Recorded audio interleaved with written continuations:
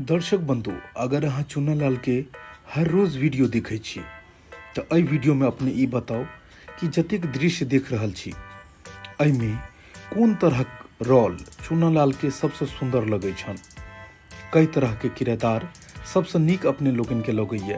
Comment के द्वारा अपने लोगन जरूर बताओ ताकि हमरो सबके एक सुझाव मिले कि अपने केहन तरह के किरदार हिनकर नीक लगैया। ओना तो चूनालाल हर रोल में फिट छथिन, मुदा अपने लोगन के सुझाव जानला के बाद बनवा में और आसानी मिलत। तो अपने लोग कमेंट के द्वारा जरूर बताओ कि हिनकर कई तरह के रोल अपने लोगन के नीक लगैया।